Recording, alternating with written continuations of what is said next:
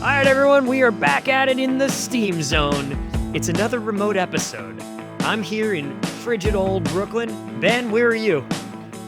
Burning up in Austin, Texas, having a lot of fun at this Fed Supernova conference, meeting a lot of cool people, having a lot of cool discussions, both inside the room, some of which I'm sure we'll get to, and outside the room, learning a lot. But really pumped, as usual, to see the energy in the room for Eco that we're talking about today. I'm not sure what room you're referring to, but it looks like we are inside your hotel room right there. I don't know. We want to know everything that's going on there. Let's keep this PG-13. We got a broad demographic here today, Ben. We got some good topics across the ecosystem, a couple of guests. We got a job of the week coming up from Dedrone. We got a pretty cool job from Dedrone. Excited to get to that.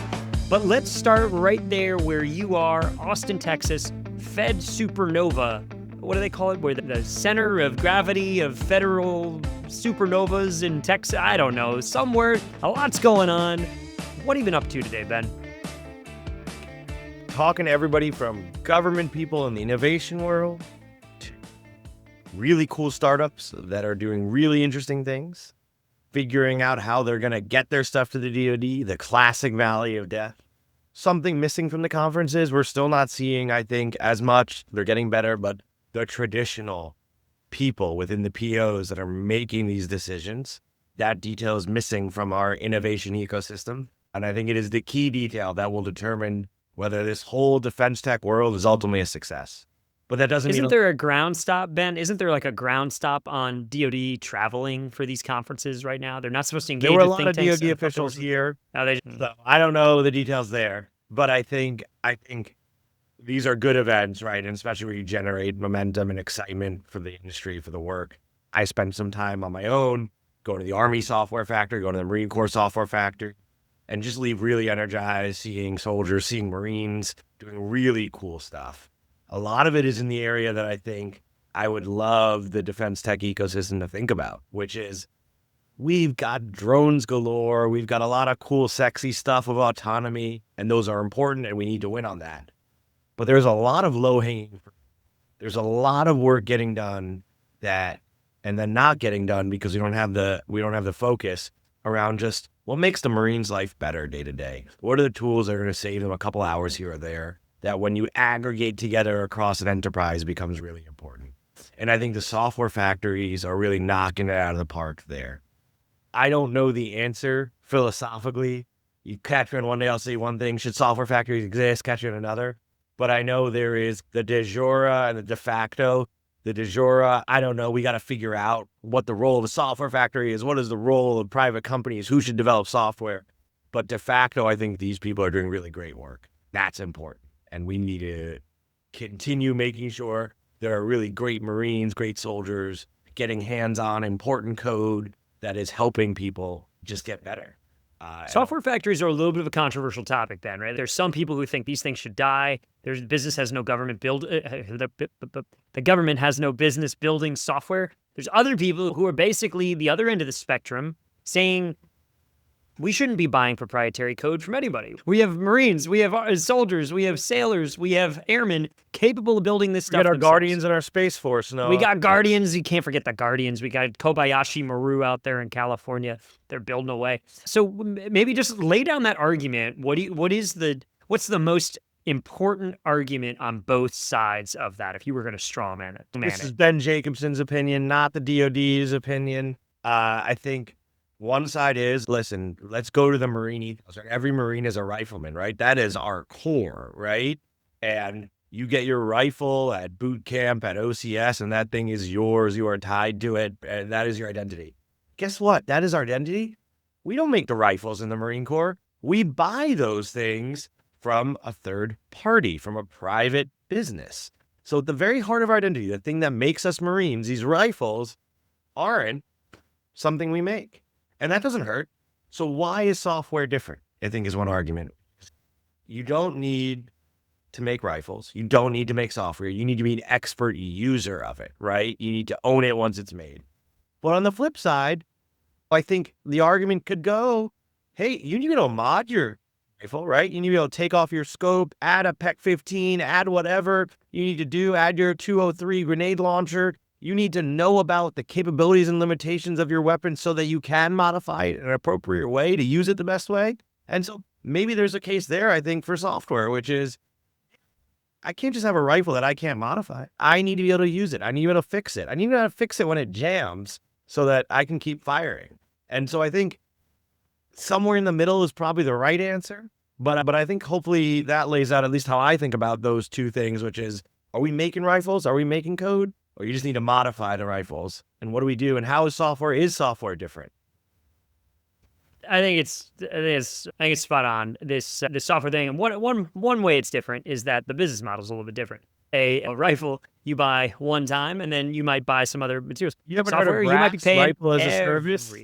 You might be rifle as a service. We're waiting for the $1 billion startup rifle as a service. We're seeing drones as a service now. There's a business model around that. Software paying that monthly subscription fee and not being able to modify it, I think, is the root of this.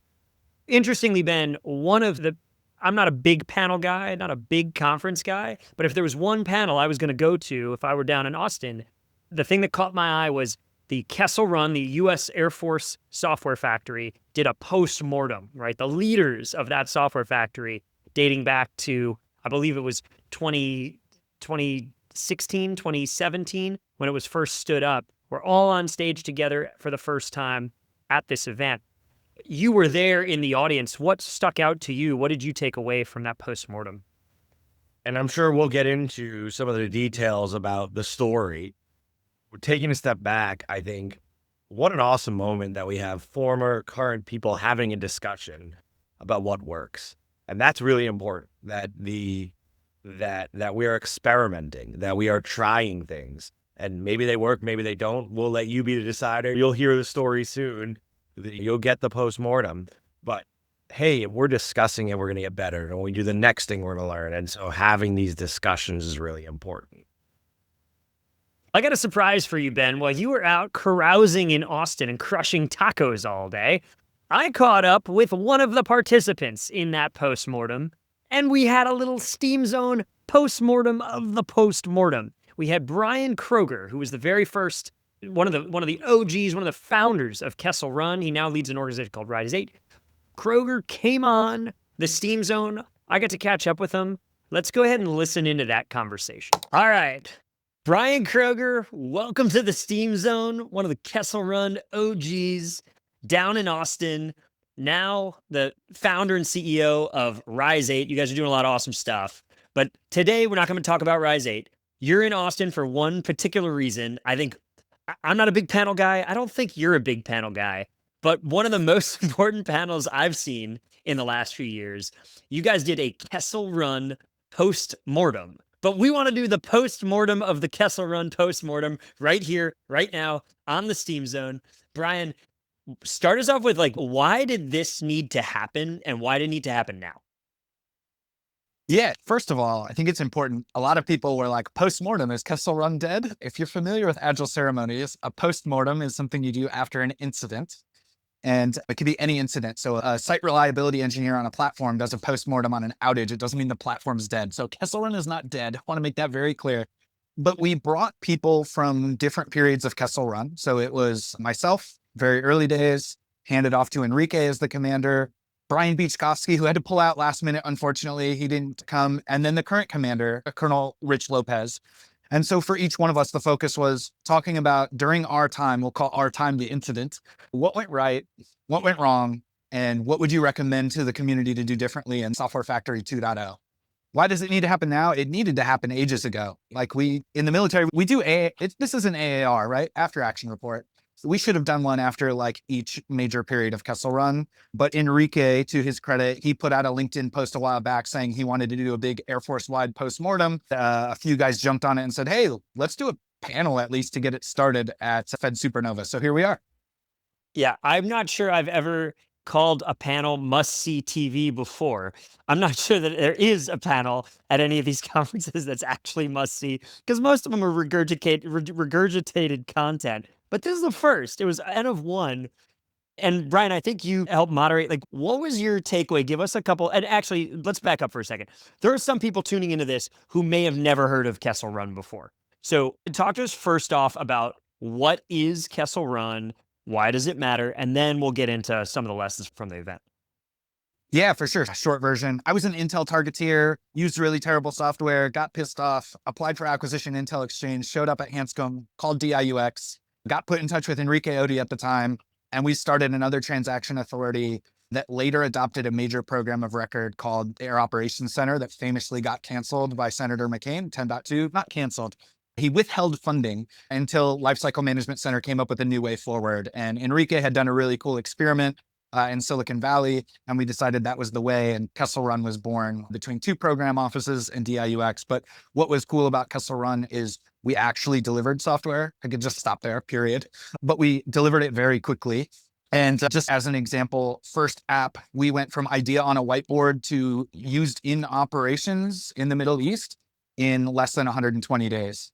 If you look at most of our stats from the early days, they're almost all in this 100 to 120 day range. And people are like, that's why the same. My goal was always to get inside the enemy's OODA loop. The enemy was the bureaucracy inside the Pentagon, and they operate on quarterly PMR cycles. And so it was always like trying to deliver before the next quarter's update.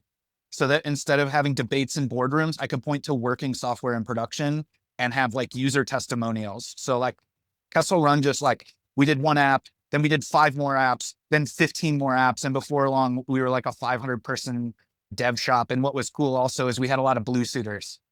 In the early days, Enrique and I wanted it to be like all airman coders. We're going to have a squadron of coders. I still think that's a good vision. And we should talk about that because that came up in the postmortem. But over time, we had to rely more and more on contractors because the cavalry never came. We never got the military billets or even the government civilian ones. But we did train a lot of airmen to be product managers, product designers, and software engineers. And they crushed it. But also, there's fair criticism of Kessel Run during my time there, during Enrique's time there. By the time it got handed to Colonel Lopez, I said this at the beginning of the panel, like he inherited a mess, quite frankly, and Kessel Run hadn't delivered on some of the promises. But despite that, I think still did amazing things for the Air Force and the Air Operations Center. And I think Rich is on a good path to carry it forward. So I think that's also worth noting. I don't want people to come in and be like, oh, we need to kill this. I think we just need to reinvest in it and reinvest in the current leadership. Definitely, maybe there's a future conversation around like the future direction of it, because I know there are lots of opinions. I think the clearest sign that this was a big success was that, like anything in the government, initially everybody's against it, and it just like you push, and now it's like you could talk to 20 different people and you'll get 20 different answers for who was responsible for Kessel Run. What came out of it, Bryon? It doesn't have to be that there was consensus, but I'm curious, what were some of the things that will stick with you from that conversation? Yeah, I think the big one is, look, I really like the format of only talking about your own time there. As much as I would like to dog on Enrique and all the mistakes I think he made, the focus was really on what do you think you did right or was done right during your time there? What do you think you did wrong? And it was just interesting to hear each person reflect on the things they got wrong. I feel like we don't have those conversations enough. And then sparks flew sometimes in like disagreement on, it's easy to see the problem. This is especially when you have massive turnover in the military. Kessel Run's quote C-suite, if we call it like a software company, has turned over not just the CEO, but like the whole C-suite every 2.5 years.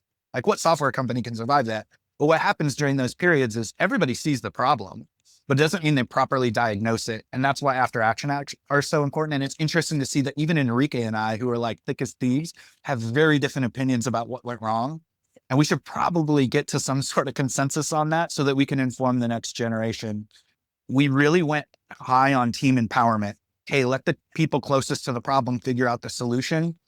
And you'll often hear these two narratives. One is, oh, because of that, there wasn't like a cohesive architecture and people weren't thinking about architecture. I don't think that's true. I'll talk about that. But also you hear a lot of, oh, these teams also from a functional perspective, like they were mutinous or like they didn't want to listen. They're just off doing their own thing, like autonomous, like too autonomous, like not aligned. And like I see that, but my perspective is different. Is I, as a leader of Kessel Run, and I think this of Enrique as well, because I got to see some of his time there, it was actually a failure of leadership. Did you provide them that leadership? Did you have a compelling alternative to the conversations they were having with their individual end users versus thinking about the system of systems and how an AOC needs to operate? Did you provide a compelling vision and strategy of how to get there? And I think the answer is no. And my big takeaway is Software Factory 2.0. We don't need to focus on airman coders.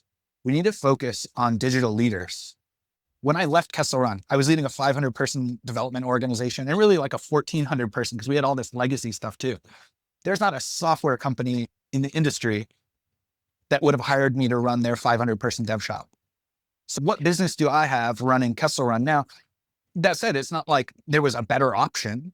That's the whole problem, is there was not a better option. I might have been the best option. Enrique might have been the best option. Beach might have been the best option, but we were like the least bad option.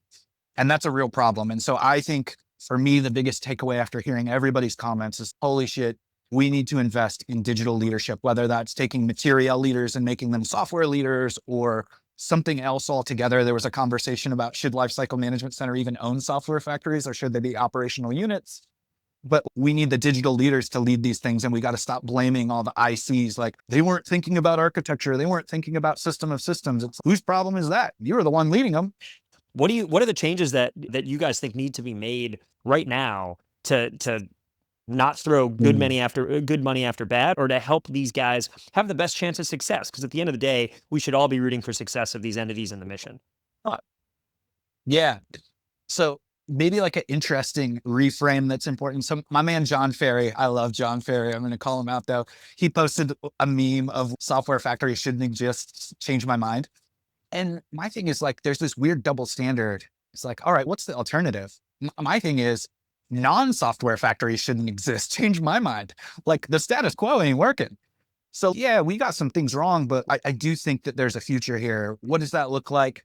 I think there's two really important things I would focus on. Number one is the Air Force in particular, I think went down this post-Kessel Run, took all the wrong lessons and went down this route of building out their own platforms. And there was the great platform wars of 2018 to 2022, led by some personalities. And I think that we need to just buy platforms and everything below the value line. So if it's not mission differentiating, like finance software, HR software, go buy all that, build mission software on top of commercial platforms.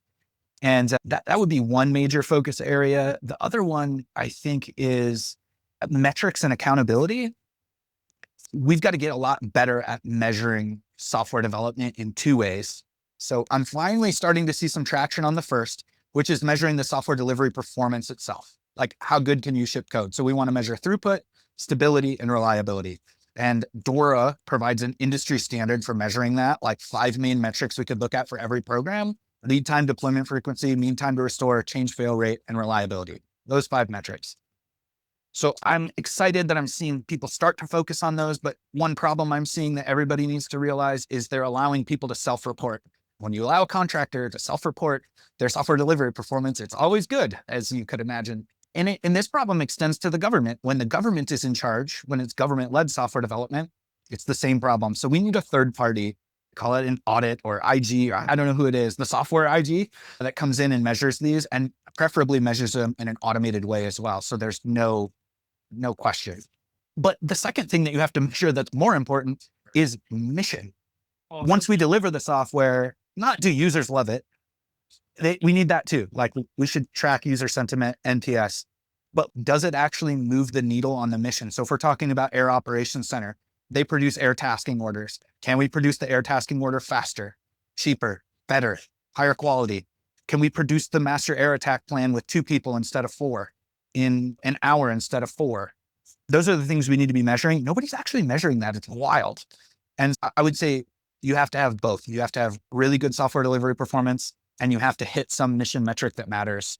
And I think those 2 things should be taken out of the hands of acquisitions and put in the hands of operations, so that the acquirers are accountable to operators, not staff proxies, not the Pentagon, but the actual people on the mission floor.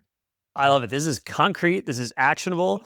Vito, if you're not watching right now, we're going to get you on here to make sure you're tracking some of this. I love it, Bryon. No, thanks. Vito's the man. We love Vito.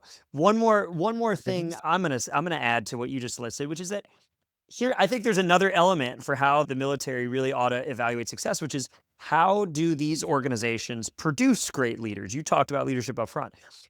Kessel Run, in a sense, is a mafia from within the Air Force. And you don't see this a lot the same way you see it from the Palantirs of the world, the Andurils of the world, where you have incredible talent density that go on to do big things.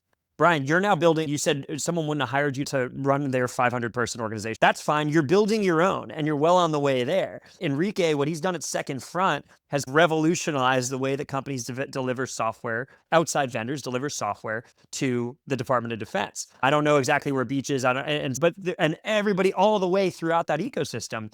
That crucible moment, that crucible organization has produced this kind of mafia of talent that understands software delivery for mission outcome in the military in a way that we should not discount. I think it's really cool to see what you guys are doing. And my hope is that we're going to see even more of that in the years ahead. Can I make one last You got point one? there? I think Go this ahead. is, Blow off this some is steam critical. for us, Bryon. All right. Turn it into- I think, and you mentioned Vito, one thing the Army Software Factory got right is continuity, right? And keeping one person in place, that leader, to continue learning. Look, Yes. even Enrique. So Enrique kicked off Kessel Run. A lot of people don't know, though, he was at DIUX, so he got moved on to other projects. And then he came back like a little over a year later as the commander. And just in that 1 year time frame, and this isn't a knock against Enrique's most brilliant officer I ever worked with.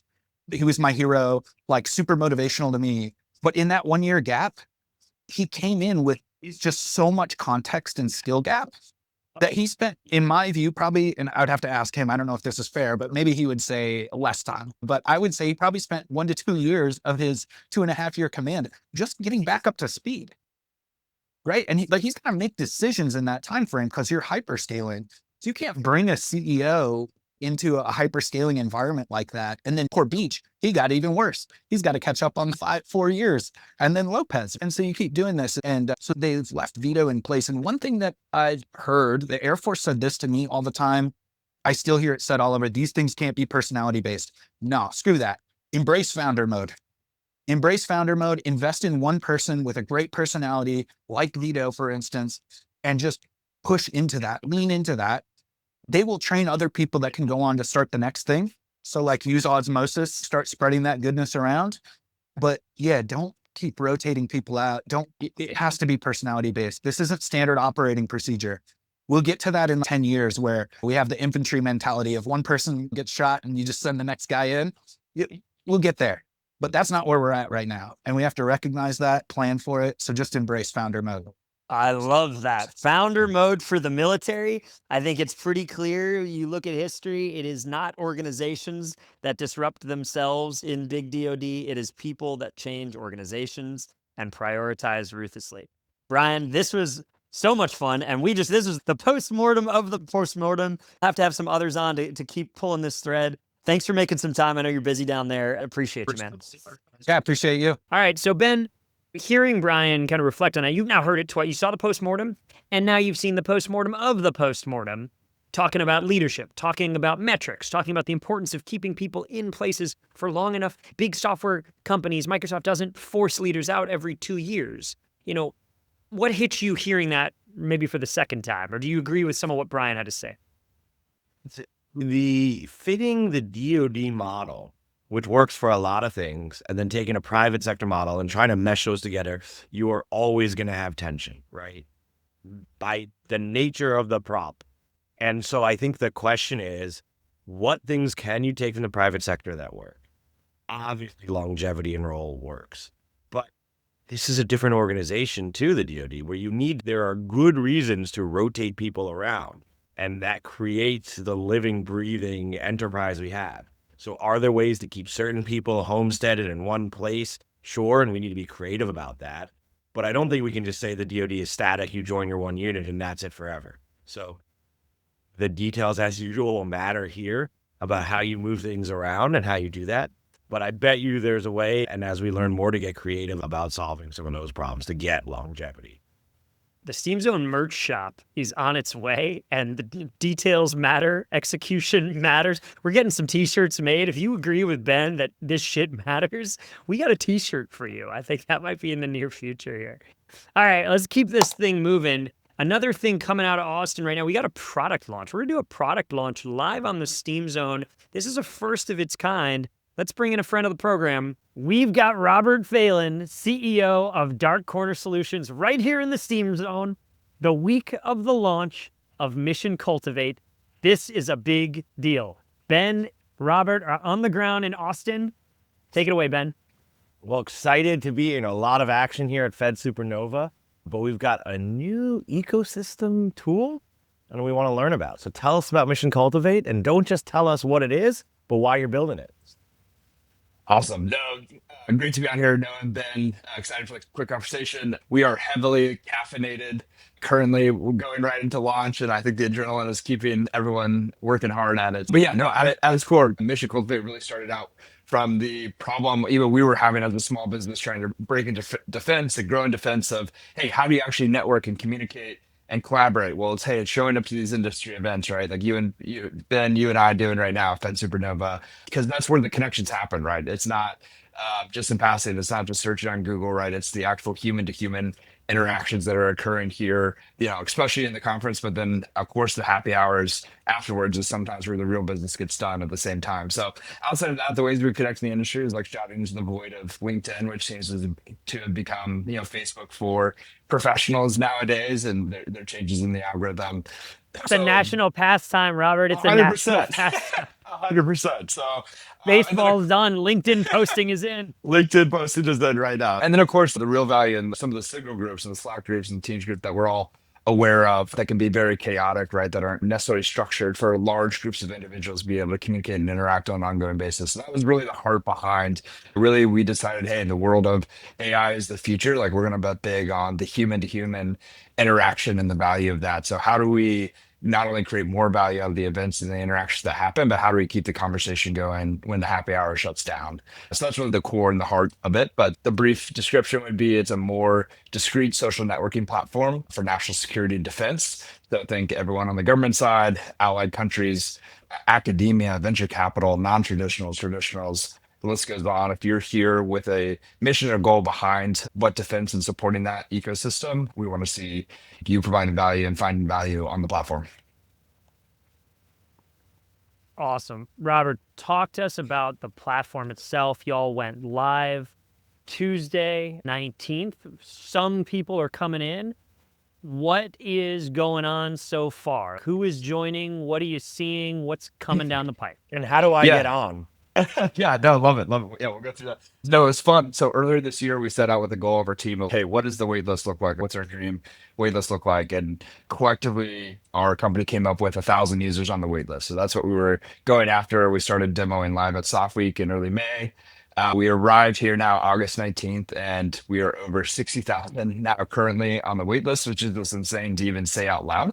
Wow. So part of that, we changed our entire launch trajectory. So our plan was, hey, we're going to open it up, start vetting people, bringing people in across the board on day one. We started to realize, wait a minute, we need to slow this down and think extremely through what are the quality of the individuals and organizations that we're bringing on, the testing, like how do we make sure like the infrastructure holds, right, when we start to have that volume as well. So we've intentionally started only bringing on 2 to 3 organizations every couple of days right now, because we know, hey, no launches are going to be entirely perfect. So we're going to find things along the way, get a lot of feedback, and be able to move quickly on it. So it was fun. Day one this week on Tuesday, National Guard were some of the first folks through the door, bringing on 26 states as well. And then, of course, Defense Entrepreneurship Forum. I know a lot of people in the space are extremely familiar with that. They're bringing on a collection of their folks on to test the platform and the use case for them as well. And then we've got exciting just companies on the ground that we're meeting and being able to vet here live at Fed Supernova. So Ben, since you're here, we can connect with you and make sure you can get on the platform early as well. So I got to move my content from LinkedIn to Mission Cultivate, but I am ready with some banger posts. We've been saving it just up for this.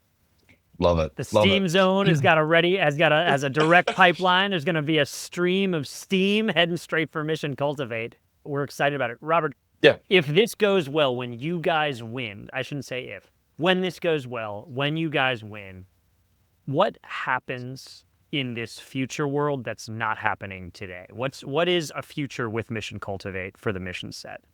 Yeah, I think one of the really core things that we're after, right? We have several big, hairy, audacious goals inside of this. But one of the early things we want to see have happen is we know the world of, hey, if it's on SAM.gov and that's the first time you've seen this solicitation, like you may be too late. Like somebody may have built that relationship and helped form those requirements along the way. That's not always the case, right? There's still open fair competition in many cases, but we want to see the opportunities that never are going to exist on SAM.gov as entrance and pathways, right, for companies coming into the space, whether they have prior performance or not.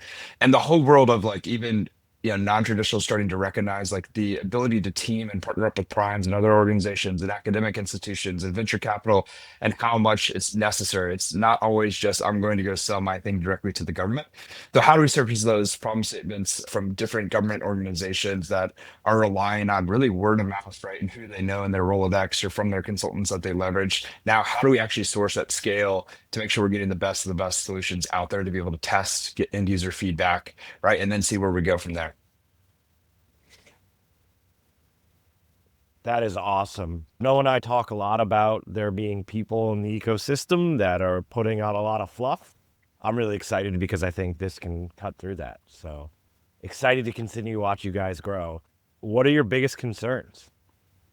Yeah, absolutely. Biggest concerns early on is like the quality, right, and the engagement going on. Of course, when you walk into a platform like this and it's very early stages, right, there's two types of people. There's the ones that are the innovators, the early adopters that understand, hey, this is the new platform. If I get it on the ground floor and like I make a reputation and my brand known and my voice known inside a space like this, like with any other social platform that's launched in the past, right, getting in on the ground floor is the opportunity to build your voice and your audience quickly on a platform like this. The concern is on the opposite side of there are the laggards, the late adopters that really just want to window shop. Like they're showing up to see what can I extract from this? What can I get from this community? Not necessarily what I can give to this ecosystem. So that's even in our thought process of the organizations and the people that we're bringing on early. Like we want to have those people that are looking to not just take, but how do they contribute, right, and grow their, not only their reputation and their business, but also give back and expand the great ecosystem that is defense and national security. We may have to have a little Mission Cultivate pitch day here on the Steam Zone, Robert. Maybe somebody from that, if a few folks from that 60,000 strong wait list want to pitch why they should get early access, maybe we need 3 or 4 folks to agree to come on here and pitch what they're going to bring to the community. And we can have the MC team and maybe a community of their peers decide who should get first access. That could be a lot of fun. We get people fired up about it. I love that. Dude. March Madness brackets of sorts. Who actually gets on, right? I like it. People's Choice Awards, baby, too. Yes. Austin Goolsbee, president of the Chicago Fed, taught me a great class in business school called Platform Competition. And his whole thing was you got to always think about how to get big on both sides. For me, it's exciting is making sure, and it seems like you guys are doing this great thought, which is why I'm excited about it, is how do you not just have one side of the market, but have everyone there? So this is a shout out to Austin Goolsbee, Professor Goolsbee, great class at University of Chicago, Booth School of Business. But also shout out to you for thinking about those really important buckets beyond just one-sided markets. So excited 100%. to see you guys grow. 100%. No, you're spot on, right? Marketplaces, you got to get both sides to show up to actually get the network effects and what you want. So really what we're after here is not building the marketplace, right? It's building the town around the marketplace itself. No, it's Robert, you, Jerry, your team, successful entrepreneurs. You've successfully created businesses and products before. You didn't have to be doing this. You ran headlong back into the fire. I know there's probably days where you're like, what the hell did we do? But we're glad, we're appreciative that you're taking a big swing. This has been something that's been percolating in the community for a while. We've heard people talk, what does a vetted social network look like for this mission set? People have been talking about this forever. You guys got out of the dark, smoky room and you built the thing. So excited to see where it goes. I know we got to let you go. You got to get back out on the floor there in Austin. But before you head out, Robert, what's on your mind? Blow off some steam for us. 30 seconds, all yours. What do you want to rip on? It's interesting. So it's showing up, like one thing I'll burn out there is some of these companies that are showing up to industry events like this. And just because there's SIVER programs and set-asides and small business set-asides for this, there's no entitlement program for contracts inside the DoD. Like you have to show up every day. You got to build these relationships just as you would do in the commercial world. It's no different over here. There's just a larger set of rules to play by. So don't forget, no one's entitled to anything. You actually have to develop personal relationships and give people what they want over here.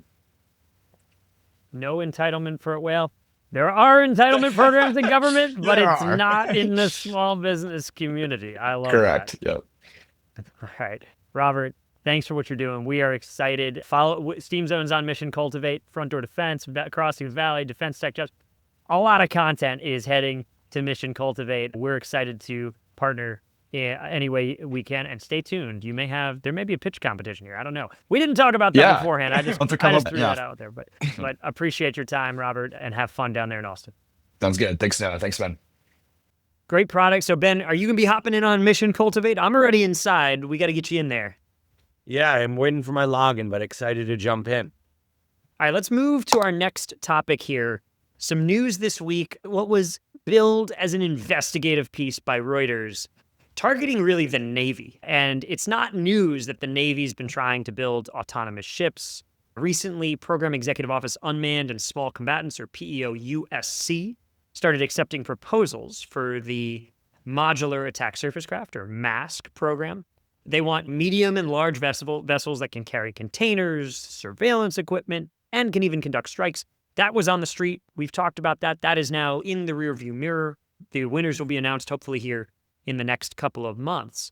But this week, Reuters is covering some of the mishaps, as they framed it, that have taken place to date in autonomous vessel programs. They're talking about software failures. They're talking about one ship maybe hitting another during the exercise. They're talking about senior leaders being replaced. Ben, when you see this piece, what do you think is going on here?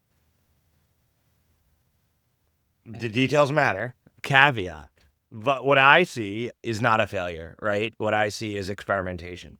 What I would love Reuters take to be, if they were going to inform me, which I don't feel informed from this article, is what were the goals, actually, of this exercise, of this experiment? Did we fail at the goals of it? When a child stands up, when they haven't walked yet, and then falls over but takes a step, we don't call that a failure. We call that progress, right? And this is autonomous ships, making things go fast underwater, like with software. Like, that sounds really fucking hard. So just like a child taking his first step, I assume we're going to have stumbles, and those stumbles will make us better. And so what are the details here? What were the goals? Expect to fail. Let's hope we're failing fast. Let's hope we're failing and learning while doing it so that we get better. But I would love Reuters to give us that perspective, right? I don't even have that take about the facts of what were the goals. Right? So I don't even know that this is a failure or not. I don't know. I just know that you're going to see things like this when you're experimenting and building. And there's no way you just in a lab going to do waterfall design, no pun intended with underwater stuff, and all of a sudden get an autonomous ship that works perfectly, right? You are going to crash, you're going to burn. Let's be thankful no one got seriously injured. This is how it works. I don't know, Noah. Do you disagree? No, look, I'm not going to try to blow off too much steam on the media here. But this is when I see a piece like this, and I've been at companies that have been targeted by pieces like this, I am righteously skeptical, because I think you have to look at incentives. I am very skeptical of why this information comes out in the way that it does. To your point, is this strictly about informing? To me, there were some factoids in here, but there was also a lot of trying to shame. Now, I think that could come from a good place. There are times where sunlight and bleach are important, where we need to disinfect the hell out of corrupt organizations or things that are rotten. If it's coming from a perspective of, hey, we as a country, we need to win, we need to move faster. Great. The argument that like this program office is not used to moving as quickly, I think also very valid. We're in this transition period. Leadership changes, Ben, as we know, happen for all sorts of reasons. It could be anything from a disagreement on vision. We had the Air Force Chief of Staff of the Air Force, General Dave Alvin, resigned, was replaced this week, resigned this week, unclear exactly, but just 2 years into his 4-year term. Incredible leader, incredible human being. Maybe not the right fit for this Secretary of the Air Force, maybe not the right fit for this administration. Does that mean he's any less of a leader? Absolutely not. It's not maybe the right, there's an old saying, the president deserves his team, the leader deserves his team, her team. That's what kind of that could be about. When it comes to trying to embarrass whether it's this company or that company for not performing, for having a mishap, I immediately look at any company that's in the industry that's not named now has an incentive to puff this up a little bit and to talk about it a little bit more, because what does it say? It says change is needed, we're that change. So it doesn't mean that this is right or that it's wrong. I am just skeptical of when these campaigns are launched. I generally think there's usually a reason, and things don't just happen. There's usually a reason that these pieces of information come out in the way that they do. All of that said, hell yeah, we got to move faster. Hell yeah, we got to figure out how to put autonomous ships at scale in the water and swarm the fuck out of our adversaries. Swarm the hell out of our adversaries. So I think we are all on the same page of wanting that objective. Hey, what did Thomas Edison say? What's the cliche? You found 1,000 ways not to make a light bulb, and that's useful. Let's learn. Let's do it faster. Cool. Noah, you're someone who knows a thing or two about AI, right? But a lot is going on in the DoD with AI, a bunch of buzzwords. But tell me more. Get me smart on what's actually happening. Okay, Ben, this week some news came out. The headline was that the DoD is reorganizing its AI efforts yet again. We love a reorg. The CDAO, now under the Office of the Undersecretary for Research and Engineering, or USD-R&E, Emil Michael. I want to just walk through with everybody. Ben's got Ben math. I'm going to do a little history lesson here, Ben. I want to make our history lesson today a little bit of a timeline of the U.S. Department of Defense and our dalliance with AI in the DoD. So I'm going to start with a little prologue, and I'm going to take you back. I'm going to take you back to November 2012. It's the first time, really, that AI appears in DoD guidance. What we see is Directive 3009, establishing that autonomous weapons systems must allow, quote, appropriate levels of human judgment in lethal decisions. That directive, by the way, was reaffirmed in 2017. It stands, basically saying, hey, killer robots, humans have to be involved. All right, let's move to 2014. What happens? The Pentagon's third offset strategy, a big think piece, big strategic documents, highlights artificial intelligence and autonomy as key to future military dominance. The DoD investment in AI-related R&D grows from $5.6 billion in 2011 to $7.4 billion in 2016. And in 2016, that same year, the Defense Innovation Board, new organization led by Eric Schmidt, the former chairman of Google, formally recommends creating a DoD AI center, laying the groundwork for a centralized AI effort. That's going to become a theme here, Ben. We're going to talk about centralization again and again. Fast forward next year, 2017, Deputy Secretary of Defense Bob Work writes a memo establishing the Algorithmic Warfare Cross-Functional Team, also known as Project Maven.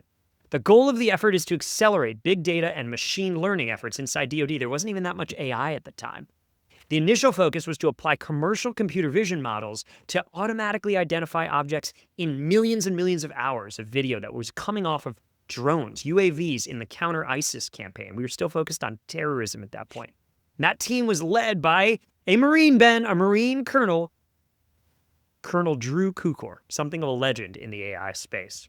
Now, in early 2018, I'm skipping ahead, we got a little bit of controversy. This was what I think was the crucible moment for the defense tech movement that we see today, at least in terms of lore. And that is that Google's cloud AI technology was being used to support Project Maven. That news gets broken by surprise the media, and it sparks an outcry among Google employees who fear that Maven's AI could facilitate what they said was lethal targeting. So there are thousands of people inside Google who signed petitions, and dozens even resigned in protest of Google's participation.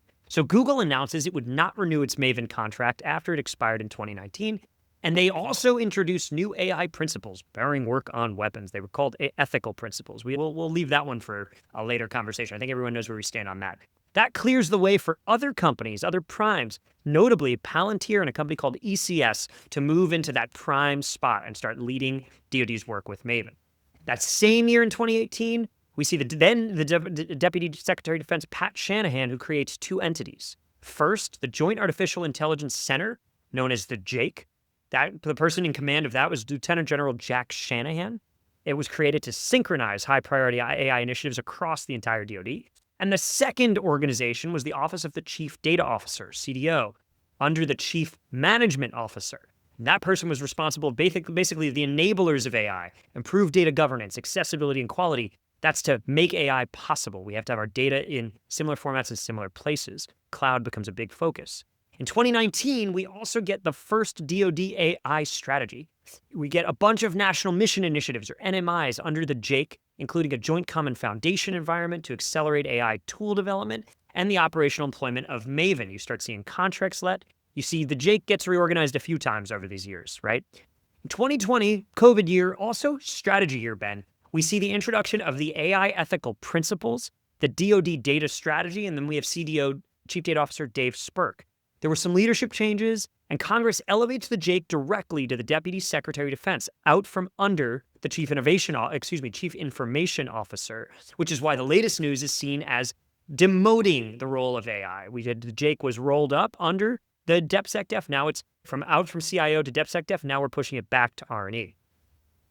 We also see new leadership that brings changes. 2021, we have new Deputy Secretary of Defense, Kath Hicks. She introduces the AI Data Accelerator, or ADA initiative, to embed experts with each combatant command.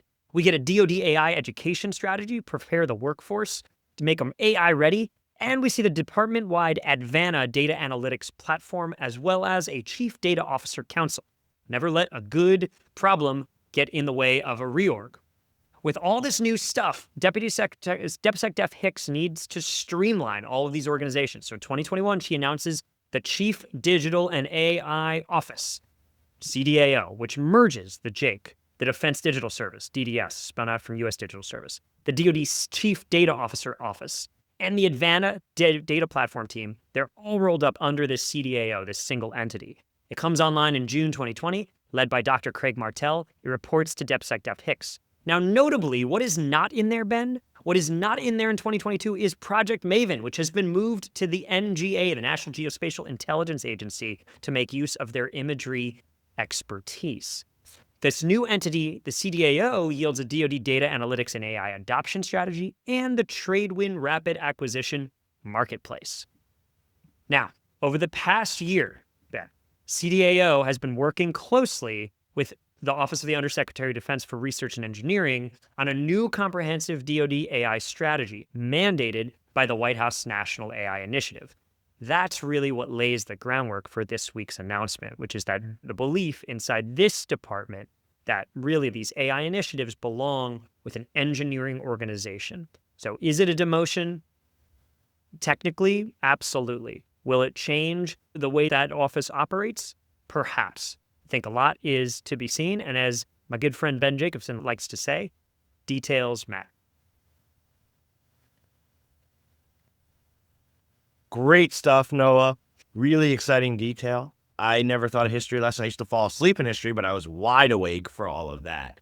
But wow, what a journey. A lot of reorgs. I'm sure there were a lot of change, a lot of change management. Not sure what the next step is. You'll keep us updated, but I'm still digesting. And I know the folks at home are still digesting because what a whirlwind. It's a whirlwind, and it's crazy to think it's been over a decade that DoD has been trying to figure out AI. I'm not sure we're quite there yet. AI is not figured out anywhere. So it's a living, breathing thing, and we will keep following this story. What is for sure is AI is not going anywhere. All right, Ben, I think that'll close. Let's close the tab on AI in DoD. And it is time for our second consecutive job of the week. And we've got Dedrone on tap. Joining us now, Mohammed Qureshi, Principal RF Engineer from Dedrone.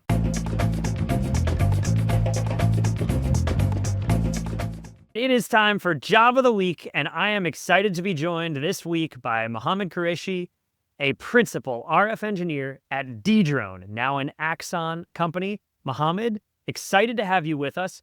Let's start right at the top. What is Dedrone? So Dedrone started as a drone detection company, as a counter drone company back in 2013, where the drone problem was not a real problem. The founders saw this happening. They were inspired by this event that happened in Germany. It was like analogous to the shoot thrown at George W. Bush. It was a drone thrown into the German chancellor. And that gave them the idea that this is going to be problematic down the road, and they had some good foresight. People have been using drones for all sorts of things since then, nefarious and adventurous, let's just call it. And when then the Ukraine war happened, and then the full paradigm just shifted from hobbyists to like individual actors to small groups to whole armies using drones as a means of war.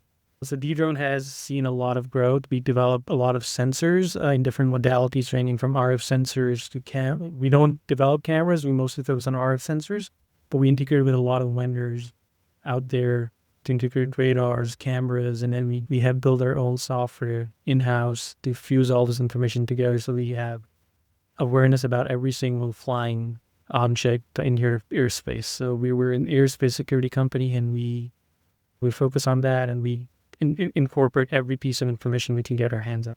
Yeah, very cool. So it's not just counter drones, it's airspace security. We like that branding at school. Talking about foresight, seeing this back when these guys started the company. Y'all have been around for a little while. The role that you're hiring for right now, that we're talking about today, principal RF engineer, principal radio frequency engineer. Talk to us about that. Like, why does RF matter to a aerospace security company? And why are you guys looking for this person right now? That's a really good question. So basically, drones communicate using RF signals, radio frequency signals. So you have a pilot who's controlling the drone through a controller, which has an antenna which emits the RF signal. The drone also has antennas which receive the RF signal. So you have both command and control. You also have drones that transmit video back to the pilot, just like you would have in a commercial drone, right? Like a DJI or Autel. So all this communication is happening through RF. And there's a drone in the air and it's being flown. There's RF signals being emitted. So we're detecting those RF signals and we know what the signals relevant to drone communication look like. And we're very good at separating them from the rest of the environment. This is a very dense environment. These are unlicensed spectrum, so there's a lot of activity, a lot of traffic. But we've been at this for a long time and we're very good at separating the important signals and the relevant signals from the not interesting ones. So it's about the ability to separate the things that matter from the things that don't. That's right at the core of this product. This is not some sideshow role. This is right in there. So that's the big picture. You yourself are an RF engineer. You're looking for another one. What's the role that this individual is going to play? So this, like I said, I'm an RF engineer. So Dedrone is started as a small company. So everyone wears a lot of different hats. We're starting to grow and we're starting to specialize. So this particular role, we're looking for a hardware-centric, mostly analog hardware-centric person, someone who understands amplifiers, antennas, RF front ends, transmit chains, all that stuff. Someone who can do all these calculations and make us deliver the requirements that our customers expect in terms of power, in terms of sensitivity. So meeting all those front ends, and also like we've been using a lot of the commercial parts, and now we're getting to the stage where we're gonna develop some of these technologies, do research, and implement these maybe in-house, design these things ourselves. And that's why we need someone with a deep understanding of the RF hardware to help us take the next step and make our products more streamlined and more efficient and integrate better with our own software. Yeah, pretty cool role. Definitely high impact. I think your shirt says it best. You need someone who's going to write code and save lives and understand the hardware components. See that? It's pretty sweet.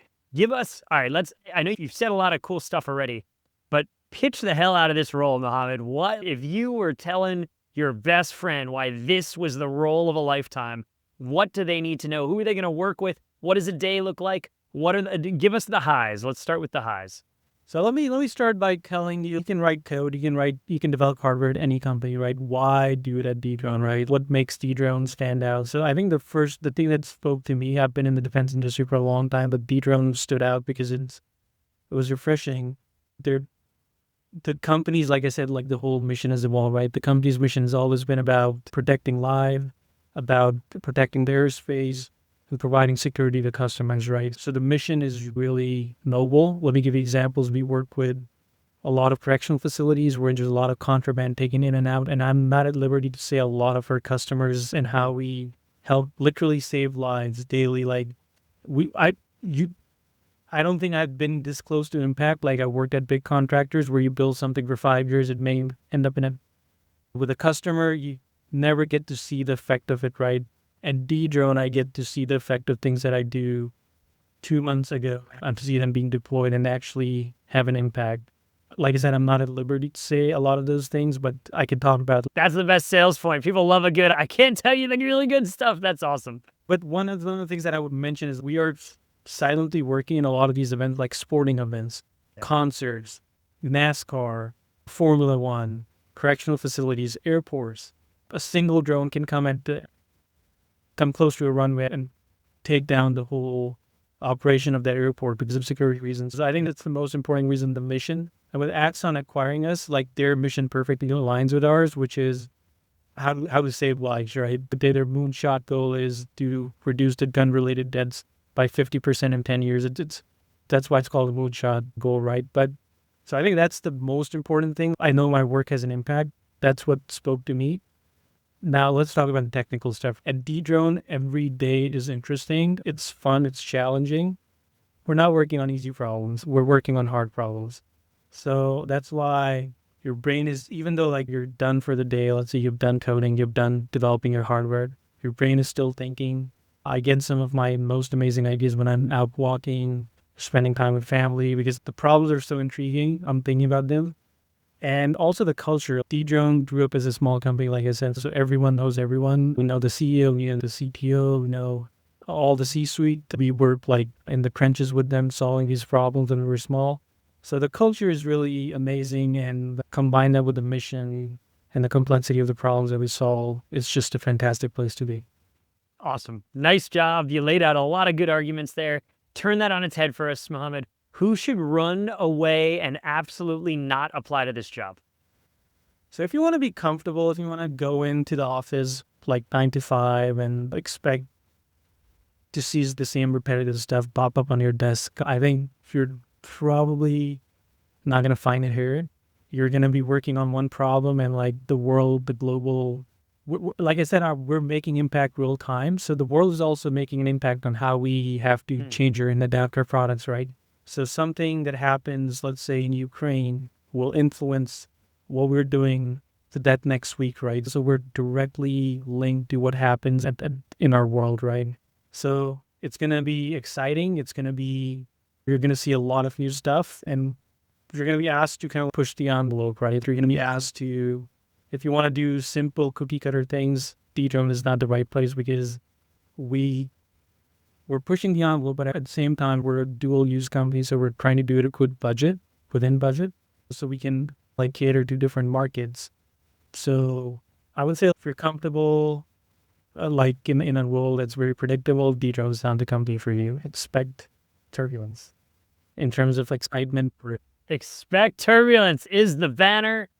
Write code, saves lives, work with Mohammed. Dedrone sounds like an awesome mission. Mohammed, thanks for stopping by the Steam Zone, for giving us a little taste of the mission.